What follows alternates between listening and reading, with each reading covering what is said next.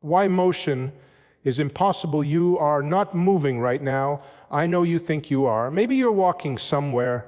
Maybe you're on a train. Maybe you're just sitting still while Earth spins at 1,000 miles per hour and hurtles around the sun at 67,000 miles per hour. But here's the thing.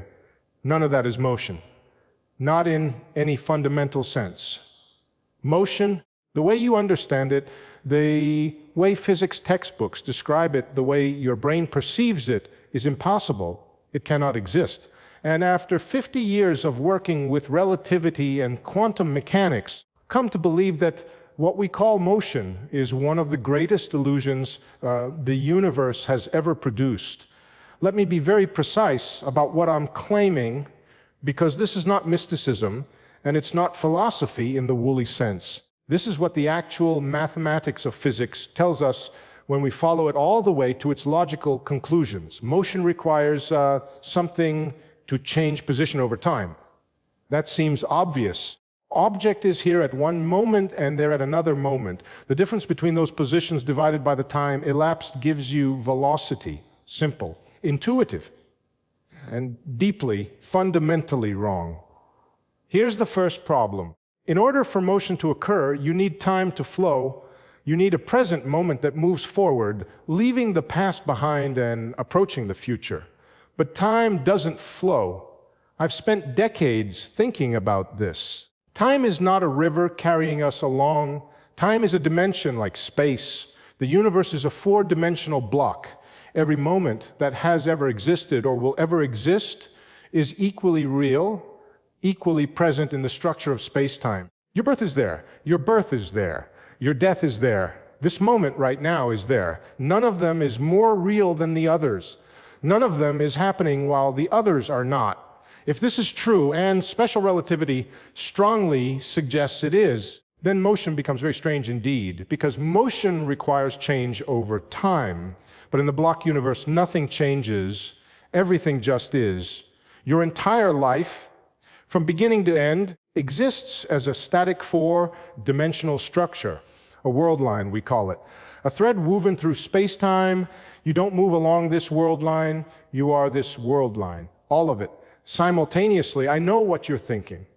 But Lenny experienced motion. I experience change. I experience time passing. And you do. I'm not denying your experience. But your experience is a feature of how your brain processes information, not a feature of the underlying reality. Each moment of your consciousness, each brain state along your world line, experiences itself as the present. Each one has memories of earlier brains, states, and no knowledge of later ones. This creates the subjective sense of moving through time. But the movement is an illusion. A very convincing illusion, but an illusion nonetheless. Let me give you a more concrete problem with motion. This one goes back 2,500 years to a Greek philosopher named Zeno of Elea. Zeno proposed a series of paradoxes that seem to prove motion is impossible. For centuries, people dismissed these as clever tricks, sophistry, philosophical games with no real implications for physics. They were wrong. Zeno was onto something profound. Consider the most famous of Zeno's paradoxes, Achilles and the tortoise. Achilles is the fastest runner in Greece. The tortoise is, well, a tortoise. They have a race. The tortoise gets a head start. Now, in order for Achilles to catch the tortoise, he first has to reach the point where the tortoise started. But by the time he gets there, the tortoise has moved forward a little bit. So now Achilles has to reach that new point. But by the time he gets there, the tortoise has moved again, and so on. Forever.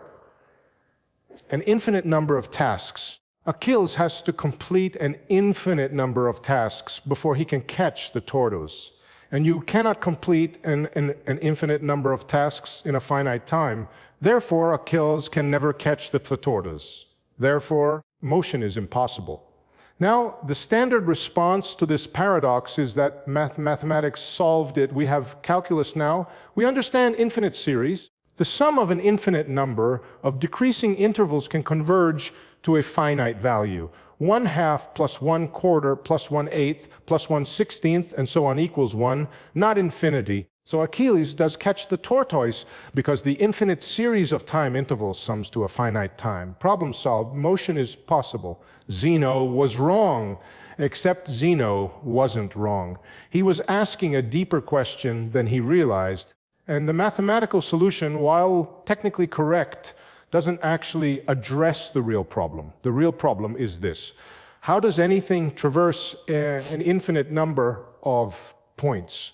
Forget about time for a moment. Just think about space. Between any 2 points, there are infinitely many points in between, infinitely many, not a lot, not a huge number, infinite. How does an object move from here to there when it has to pass through an infinite number of intermediate locations? You might say, well, it just does. It moves continuously through all those points. But what does continuously mean? What does it mean to pass through infinitely many points? Think about it carefully.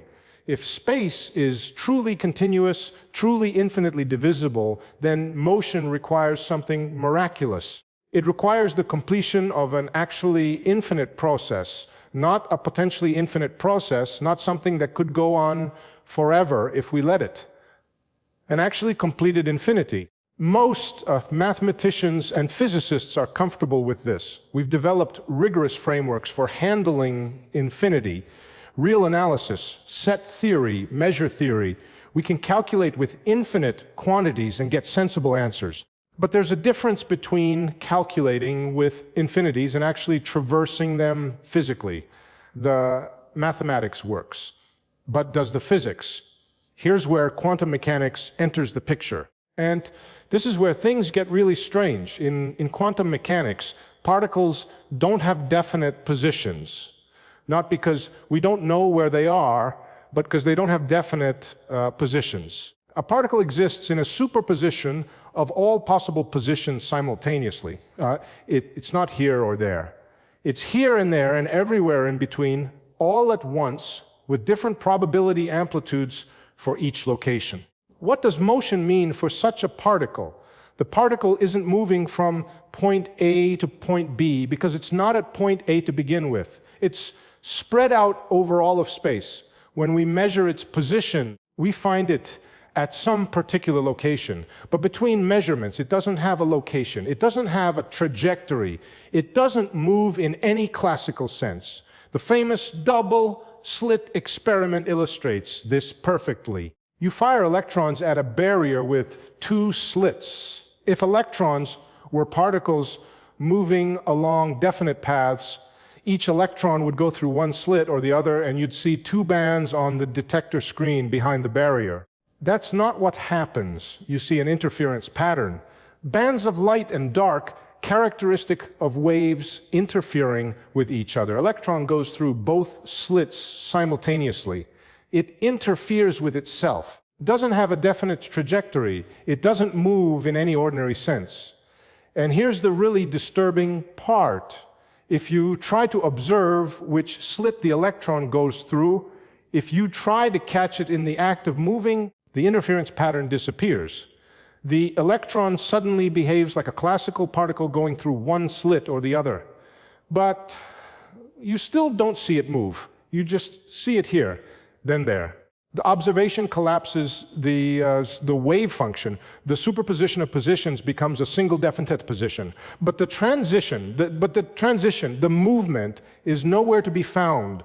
This is not a limitation of our instruments. This is not because we're too clumsy to observe the motion without disturbing it. This is fundamental. The motion in the classical sense doesn't exist.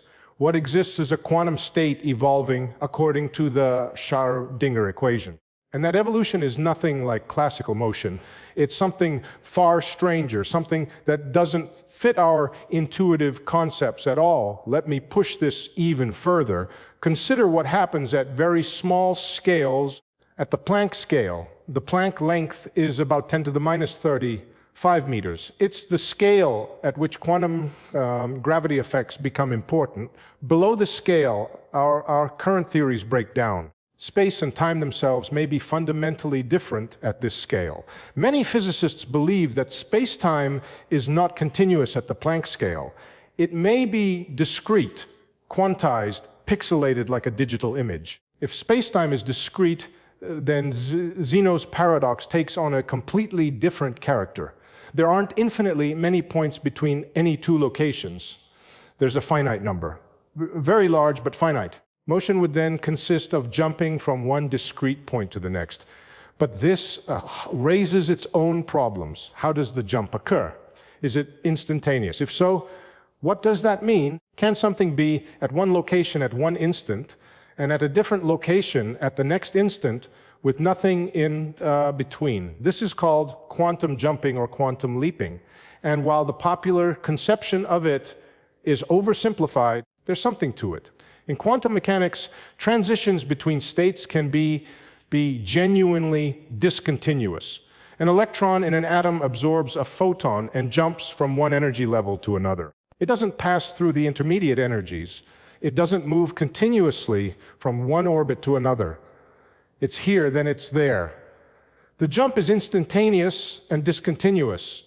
If all motion is like this at the fundamental level, classical motion, the smooth, continuous change of position over time is an approximation, a very good approximation at large scales, but not the fundamental reality. The fundamental reality is something weirder. Quantum states, probability amplitudes, discontinuous transitions, things that don't look like motion at all. Now let me come at this from yet another angle. Relativity, Einstein's theory of relativity tells us that motion is relative. There's no absolute motion. There's no absolute rest. Whether something is moving or not depends entirely on your reference frame. You're sitting in a train. From your perspective, you're at rest and the landscape is moving past. From the perspective of someone standing on the platform, you're moving and the landscape is at rest. Both perspectives are equally valid. Neither is more correct than the other. This might seem like a trivial point. We learn it in high school physics. But think about what it really implies. If motion is purely relative, then the question of whether something is moving has no absolute answer. It's not that we don't know whether something is really moving. It's that there is no fact of the matter. Motion is not a property of objects. It's a relationship between objects and reference frames. And here's where it gets even stranger. In special relativity, different observers in relative motion have different notions of simultaneity. Events that are simultaneous for one observer are not simultaneous for another. This means they have different presence, different slices through space-time that they consider to be now. If I'm moving relative to you, my now is tilted relative to your now. We're looking at the same four-dimensional block, slicing it differently. This has profound implications for the concept of motion. If there's no absolute present, then there's no absolute sense in which things are changing. Change requires a before and an after. Before and after are relative to the observer. For one observer, event A happens before event B. For another observer moving differently, event B might happen before event A. And for a third observer, A and B might be simultaneous, which is the true temporal order. There isn't one, there's no absolute fact about which events come first. In the block universe picture, motion is just the relationship between different points on a world line. An object's world line is a curve through space-time. At different points on that curve, the object has different spatial coordinates. We call this motion. Is actually moving. The world line just exists as a static geometric structure in four-dimensional space-time. The sense that something is moving along this world line is an artifact of how we slice the block. It's not a feature of the block itself. Einstein himself understood this. He wrote to the family of his friend Michel Besso after Besso died, saying that for physicists, the distinction between past, present, and future is only a stubbornly persistent illusion. Einstein wasn't being metaphorical. He was stating the implications of his own theory. If relativity is correct, and we have overwhelming evidence that it is, then the flowing present, the moving now, is not part of physical reality. It's a feature of our experience. our psychology, not the universe. Let me address the obvious objection. If motion is impossible, if it's an illusion, how do we explain all the motion we see around us? How do cars get from one place to another? How do planets orbit stars? How do electrons move through wires and create electrical current? The answer is that we're using the word motion in two different senses. In the everyday sense, motion is the change of position over time as measured by clocks and rulers. In this sense, motion is perfectly real. Do get from place to place. Planets do orbit stars. This is operationally defined motion. It's what we measure. It's what our theories predict. It's what engineers use to build bridges and rockets. But in the deeper metaphysical sense, motion as the actual transition of an object from one position to another, as something happening in a flowing present, this kind of motion may not exist. What exists instead is the static structure of spacetime, the four-dimensional block, the world lines, the correlations between different regions of this block. We experience this structure as motion because of how our consciousness interfaces with it. But the structure itself is not moving, it's just there, all of it, always. This might seem like a merely philosophical distinction. Who cares about the deep metaphysics as long as the equations work? But I think it matters. I think understanding the true nature of motion, or its non-existence, changes how we think about the universe. It changes what questions we ask. It changes what we consider possible. For instance, if motion is an illusion, then what does that mean for free will? We feel like we're moving through time, making choices, influencing the future. If the future already exists, if it's already there in the block, then in what sense are we making choices? In what sense are our decisions doing anything? This is a profound puzzle, and I don't have a complete answer to it. I think the question itself is important. Or consider the arrow of time. Why does time seem to flow in one direction? Why do we remember the past and not the future? Why does entropy increase?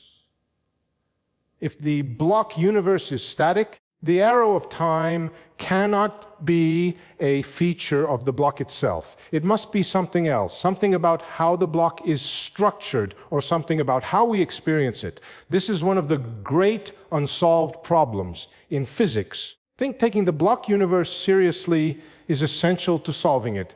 Let me tell you about one more strange implication of all this. The quantum Zeno effect. This is named after the same Zeno who gave us the paradoxes about motion. And it's a real, experimentally verified phenomenon. If you observe a quantum system frequently enough, you can freeze its evolution. You can prevent it from changing. You can stop motion. Here's how it works. A quantum system evolves according to the Schrödinger equation. It smoothly changes from one state to another over time. But every time you measure the system, you collapse its wave function to a particular state. If you measure frequently enough, you keep collapsing it back to the initial state before it has a chance to evolve significantly. The system gets stuck. It stops moving. This has been demonstrated experimentally with atoms, with photons, with superconducting circuits. You can literally watch something fail to change because you're watching it. The observation prevents the motion. Zeno was right. Observation and motion are incompatible. Not logically, not philosophically, but physically. The equations say so. The experiments confirm it. Does this tell us about the nature of motion? I think it tells us that motion is not a brute fact about the universe. It's not something that just happens regardless of anything else. Motion is entangled with observation, with measurement, with the quantum mechanical relationship between observer and observed. Motion is not purely objective. It has a subjective element. It depends on who's looking and how often. This doesn't mean motion is in our heads in some trivial sense. The quantum Zeno effect is a physical phenomenon, not a psychological one. But it suggests that the clean separation between the observer and the observed, between the subject who watches and the object that moves, is not as clear as we thought. Quantum mechanics blurs this boundary. and when the boundary is blurred, so is our concept of motion. I've been thinking about motion for 50 years, and the more I think about it, the less confident I am that I understand what it is. At the classical level, motion seems obvious. Things move. Positions change. Time passes. But when you dig deeper, when you look at the quantum level, at the relativistic level, at the fundamental structure of space-time, motion becomes elusive. It slips away. It turns into something else. Maybe what we call motion is just correlation. The position over here is correlated with the position over there. The state at this time is correlated with the state at that time. We interpret these correlations as motion, as change, as flow, but maybe the correlations are all there is. Maybe there's no additional ingredient, no actual movement, no genuine becoming, just a vast network of correlations spread across a static four-dimensional structure. This is a strange picture of the universe, strange and beautiful and disturbing all at once. It suggests that the world we experience, the world of moving objects and passing time and happening events, is a kind of representation. Not the territory. The territory is something else. Something timeless and motionless and eternal. And we are patterns in this structure. Patterns that contain information about other parts of the structure. Patterns that process this information in ways that create the experience of motion and time and change. I don't know if this picture is correct. Nobody knows. These are some of the deepest questions in physics and philosophy, far from answering them definitively. But I think it's important to take them seriously, to follow the mathematics where it leads, even when it leads to strange places, to question our most basic assumptions, even assumptions as fundamental as the reality of motion. You think you're moving through the world. You think objects around you are moving. You think time is flowing and change is happening. Maybe it is. Maybe what's really happening is something far stranger, something that doesn't fit into our ordinary categories at all, something that our brains aren't equipped to visualize or intuit, something that we can only approach through mathematics and careful reasoning. That's what physics has taught me. The universe is not what it appears to be. Our intuitions, evolved for survival on the African savanna, reliable guides to the fundamental nature of reality. Motion seems obvious, it seems undeniable, but when you look closely, when you really look, it starts to dissolve.